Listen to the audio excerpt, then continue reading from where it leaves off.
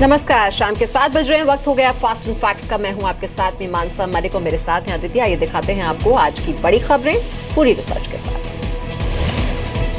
हिजबुल मुजाहिदीन के आतंकी बुरहान वानी की मौत के बाद जम्मू कश्मीर में जगह जगह प्रदर्शन हो रहे हैं। बुरहान वानी के जिले पुलवामा में स्थानीय लोगों ने सुरक्षा बलों पर पत्थर फेंके। राजधानी श्रीनगर में भी हालात तनावपूर्ण हैं। कर्फ्यू जैसी पाबंदियों के बावजूद सैकड़ों लोगों ने प्रदर्शन किया। बुरहान वानी की मौत के विरोध में दुकानें बंद दिखी। हुर्रियत कॉन्फ्रेंस के अलगाववादी नेताओं को नजरबंद कर दिया गया है। लॉ एंड ऑर्डर एक बड़ा चैलेंज है इस वक्त जम्मू कश्मीर पुलिस और सीआरपीएफ के लिए, जिन्हें इसका जिम्मा सौंपा दिया गया है। दक्षिणी कश्मीर की बात करें तो वहाँ सभी जिलों में स्ट्रिक्ट कर्फ्यू लगा दिया गया है। कुलगाम समेत साउथ कश्मीर के अलग अलग जिलों में पुलिस और प्रदर्शनकारियों के बीच झड़प हुई, जिसमें 8 लोगों की मौत हो गई, जबकि 60 से ज्यादा लोग घायल हुए। कोई आतंकवादी मरता है और जिन आतंकवादियों के द्वारा सैकड़ों लोग मरते हैं, उनमें शोक मनाने की कोई जरूरत नहीं है। बुरहान की मौत के बाद एहतियातन अमरनाथ यात्रा फिलहाल रोक दी गई है। अफवाह पर लगाम लगाने के लिए मोबाइल इंटरनेट सेवा पर रोक लगा दी गई है। बारामूला से बनिहाल के बीच ट्रेन सेवा भी रोक दी गई है। जम्मू कश्मीर बोर्ड और कश्मीर यूनिवर्सिटी की परीक्षा भी टाल दी गई है। श्रीनगर में कल होने वाली यूजीसी नेट की परीक्षा टाल दी गई है। अलगाववादियों ने बुरहान वानी के एनकाउंटर के खिलाफ कश्मीर में कल और परसों भी बंद की अपील की है। बुरहान वानी को कल शाम सुरक्षा बलों ने मार गिराया था। वानी की मौत को आतंक के खिलाफ बड़ी कामयाबी माना जा रहा है। अनंतनाग जिले के कोकरनाग में सुरक्षा बलों ने बुरहान वानी को मार गिराया था। बुरहान के साथ 2 और आतंकी भी मारे गए। हम बुरहान वानी के पीछे में पिछले कोई 1-1.5 महीने से लगे हुए थे। हमें तराल के अंदर में बहुत सारे हाइडआउट मिल गए, तो ये वहाँ से निकल करके अपने सेफ इलाके के अंदर कोकरनाग में चला गया। फर्स्ट जो अटैक होता है उसमें शायद कुछ नुकसान होता है, लेकिन उसको हम कभी छोड़ा नहीं। जो भी हमने हमारे ऊपर हमला किया है उनको खत्म करके रहा है हमने, और खत्म कर देंगे। बुरहान वानी की मौत को बड़ी कामयाबी बताया जा रहा है। ये एक बहुत बड़ी कामयाबी है सिक्योरिटी फोर्सेस और पुलिस के लिए। हिजबुल मुजाहिदीन का कमांडर बुरहान वानी कश्मीर घाटी में आतंकियों का पोस्टर बॉय था। बुरहान वानी साउथ कश्मीर में बेहद सक्रिय था। उसके ऊपर 10 लाख का इनाम रखा गया था। बुरहान पढ़े लिखे नौजवानों को बरगलाकर आतंकी बनाने के मिशन में लगा हुआ था। बुरहान वानी सोशल मीडिया पर काफी सक्रिय था। वो अक्सर फेसबुक और व्हाट्सएप पर वीडियो और फोटो पोस्ट करता था।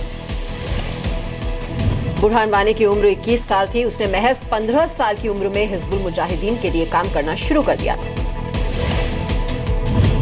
सऊदी के मदीना में आत्मघाती धमाके के बाद AIMIM चीफ असदुद्दीन ओवैसी ने आईसिस के खिलाफ जमकर भड़ास निकाली है। ओवैसी ने ISIS के आतंकियों को जहन्नुम का कुत्ता बताया है और मदीना में हमला करने वालों को इस्लाम का दुश्मन करार दिया है। ओवैसी ने नौजवानों को ISIS के चंगुल से बचने की अपील की है। ओवैसी ने मिलने पर ISIS चीफ बगदादी के टुकड़े करने का भी ऐलान किया। दाइश झूठ है, ये मुजरिमों की फौज है। उसका नाम निहाद खलीफा और उसकी फौज जहन्नम के कुत्ते हैं। हमारे रसूल सल्लल्लाहु अलैहि वसल्लम से मोहब्बत जिस दिन तू नजर आएगा, याद रख बगदादी तेरे जिस्म के एक नहीं 100 टुकड़े करके बताएंगे हम इंशाअल्लाह। ओवैसी ने मुस्लिमों से जिहाद के नाम पर हथियार न उठाने की अपील की। ओवैसी ने कहा, इस्लाम के लिए जियो, मरो नहीं। ओवैसी ने गरीबों की मदद, गरीब बच्चियों की शादी कराने को असली जिहाद बताया। ओवैसी ने रमजान के महीने में बगदाद, इस्तांबुल, ढाका समेत दुनिया के अलग अलग हिस्सों में हुए हमले के लिए ISIS को निशाने पर लिया। 4 जुलाई को सऊदी अरब के मदीना शहर में पैगंबर मोहम्मद की मस्जिद के पास हुए धमाके में 4 लोगों की मौत हो गई थी। हैदराबाद में आईसिस की जनसभा, माफ कीजिएगा, ओवैसी की जनसभा के दौरान आईसिस के खिलाफ निंदा प्रस्ताव पारित किया गया। बीजेपी सांसद सत्यपाल सिंह ने जाकिर नाइक को लेकर UPA 2 सरकार पर निशाना साधा है। मुंबई पुणे के पुलिस कमिश्नर रह चुके सत्यपाल सिंह के मुताबिक 2008 में उन्होंने जाकिर नाइक की संदिग्ध गतिविधियों पर रिपोर्ट तैयार की थी। इस रिपोर्ट को केंद्र और महाराष्ट्र सरकार को भेजा गया, लेकिन तत्कालीन सरकार ने रिपोर्ट पर कार्रवाई नहीं की। सारे देश के अंदर ये आदमी एक्टिव था, इसलिए इसकी रिपोर्ट हम लोगों ने भेजी थी। इसकी सारे सबूत इकट्ठे करके इस आदमी के खिलाफ क्या कार्रवाई करना चाहिए। ये बात सही है कि बहुत दिनों से इस तरह की रिपोर्ट आई, यूपीए सरकार के वक्त में भी, और उस पर यूपीए गवर्नमेंट चुपचाप बैठी रही।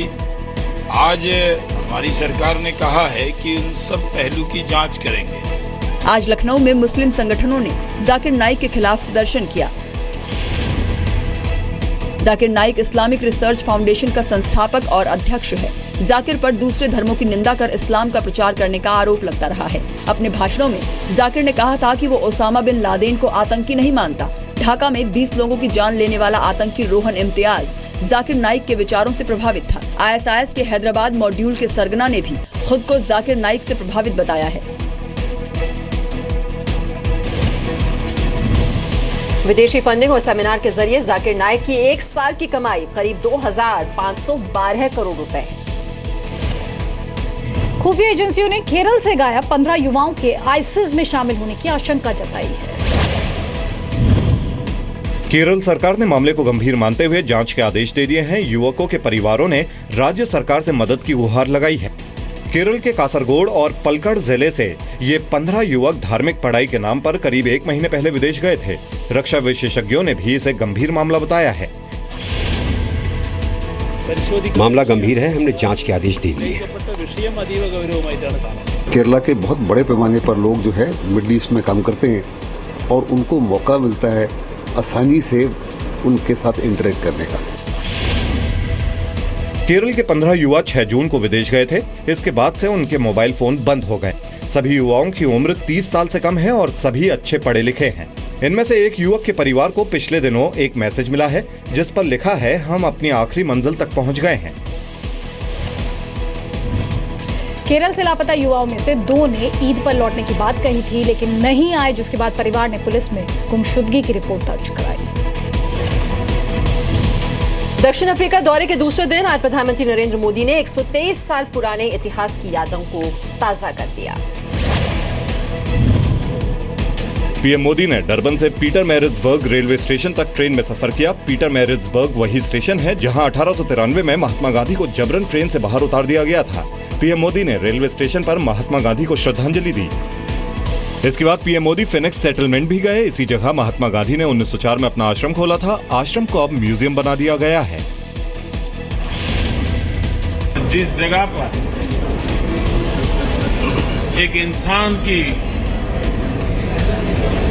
यात्रा का अंत हुआ था और महामानव की यात्रा का आरंभ हुआ था,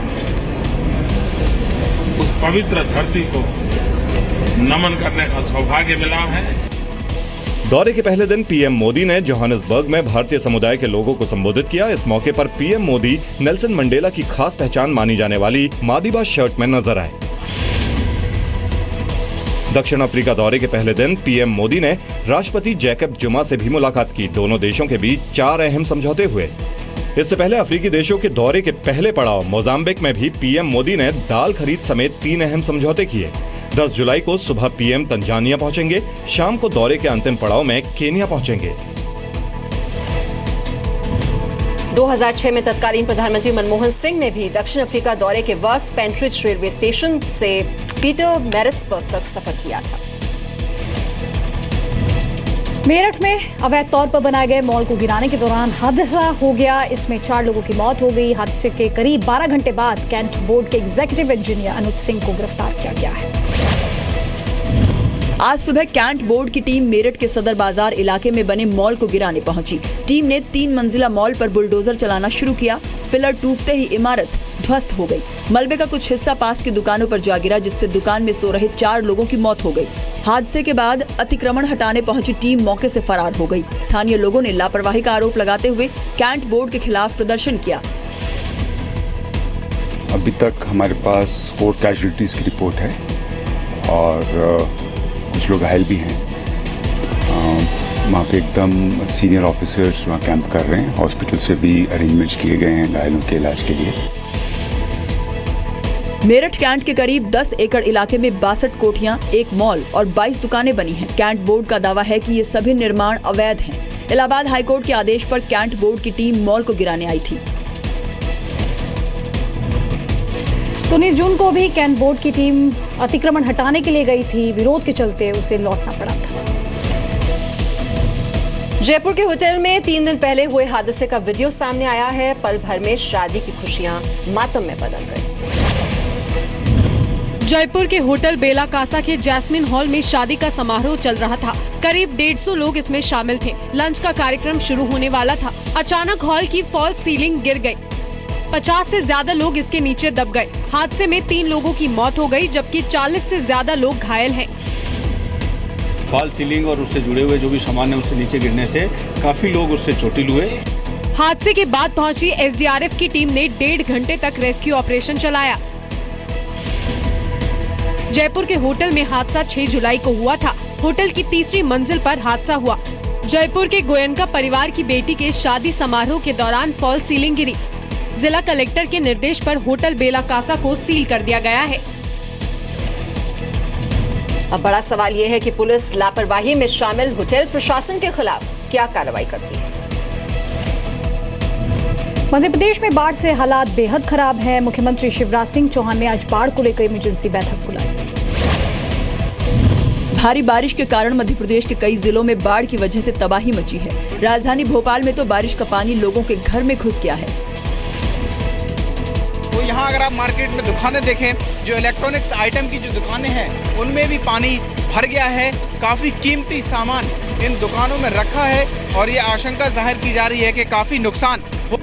सीएम शिवराज ने इमरजेंसी बैठक बुलाकर हालात का जायजा लिया। अधिकारियों को निर्देश देने के बाद मुख्यमंत्री ने खुद भोपाल के कई इलाकों में जाकर हालात का जायजा लिया। प्रशासन पूरी तरह से सक्रिय है, मंत्री मैदान में है, सांसद घूम रहे हैं, मैं खुद निकला हूँ। परिस्थितियाँ विकट है, लेकिन हम इसमें से रास्ता निकाल रहे हैं। हमारी पहली ड्यूटी है जनता की जान को बचाना है। मध्य प्रदेश में बाढ़ की वजह से 11 लोगों की मौत हो गई है। रीवा, सागर और भोपाल संभाग में हालात सबसे ज्यादा खराब हैं। एसडीआरएफ ने पूरे राज्य में करीब 5000 लोगों को रेस्क्यू किया है। सरकार ने लोगों की मदद के लिए कंट्रोल रूम बनाया है। इसका नंबर है 2441419। रेस्क्यू ऑपरेशन के लिए इमरजेंसी नंबर भी जारी किया गया है। 1079 पर कॉल कर आप मदद की अपील कर सकते हैं। मध्य प्रदेश में नर्मदा नदी का जलस्तर बढ़ रहा है। आशंका ये जताई जा रही है कि नर्मदा खतरे के निशान से ऊपर जा सकती है। Semi high speed train Talgo के ट्रायल का दूसरा चरण आज से शुरू हुआ। मथुरा से पलवल के बीच ट्रेन का ट्रायल किया जा रहा है। मथुरा स्टेशन से पलवल के बीच टेल्गो ट्रेन को अधिकतम 180 किलोमीटर प्रति घंटे की रफ्तार से चलाया जाएगा। पहले ट्रायल में अधिकतम रफ्तार 115 किलोमीटर ही थी। देखिए, पिछला ट्रायल जो था एक तो हमारे मेन लाइन सेक्शन पे था। ये ट्रायल हमारा राजधानी रूट पर है, जो गतिमान एक्सप्रेस का भी रूट आप जानते हैं इस सेक्शन में। तो इसमें हम स्पीड जो है 80 किलोमीटर से 180 तक ले जाएंगे। टेल्गो ट्रेन न सिर्फ रफ्तार के मामले में बेहतरीन है, बल्कि यात्रियों की सुविधा के लिहाज से भी अच्छी है।